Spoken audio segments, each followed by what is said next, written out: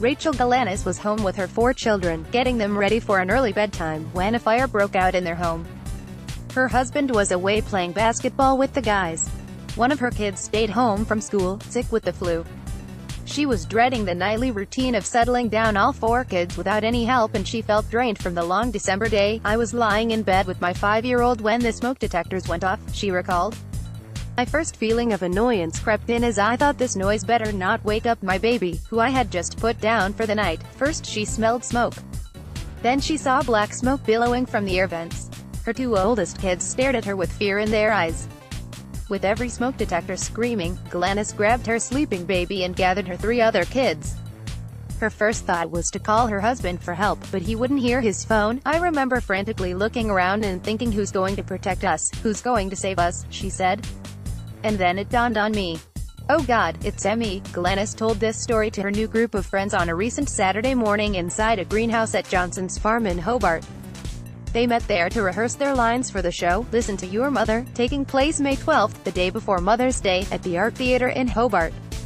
Although the show is not strictly for mothers, the series of live readings, poetry and performances by local writers is all about motherhood from unique angles. Motherhood, of course, touches all of us in different ways.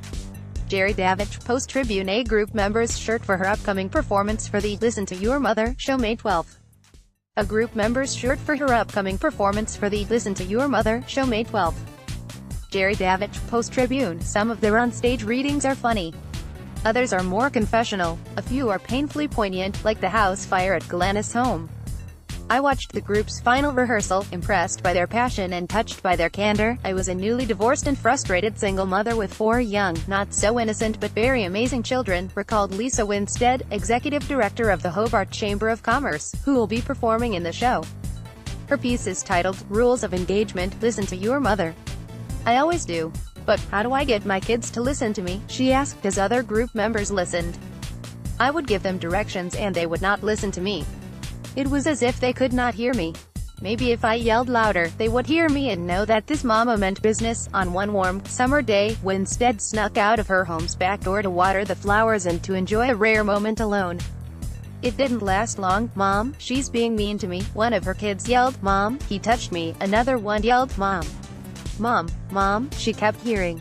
Winstead lost her cool. She threw down the garden hose and yelled, "I am trying to water my flowers." To her shock, the hose bounced back into the air and came down with the hard, metal water pistol, whacking her daughter in the head.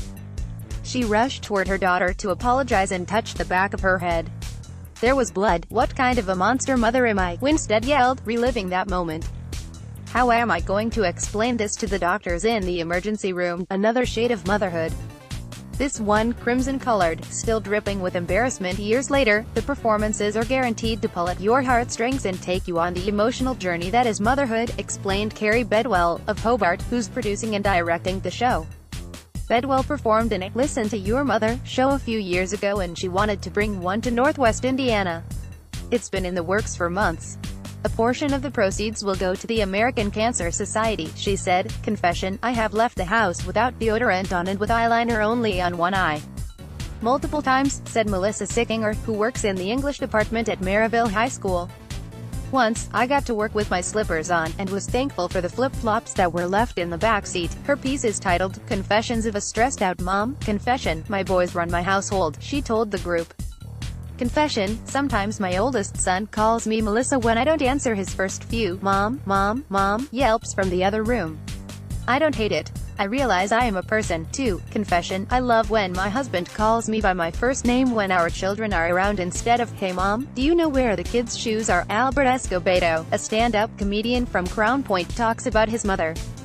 Jerry Davich, Post-Tribune A group member, rewrites his script April 28th at Johnson's Strawberry Farms in Hobart for his upcoming Listen to Your Mother show. A group member rewrites his script April 28th at Johnson's Strawberry Farms in Hobart for his upcoming Listen to Your Mother show. Jerry Davich, Post-Tribune. "I am the man I am today because of my tough Mexican mother. Yes, I'm Mexican, I know it's hard to tell. I don't have any neck tattoos, no kids, and no felonies. In my culture, I'm what's known as a unicorn," he joked.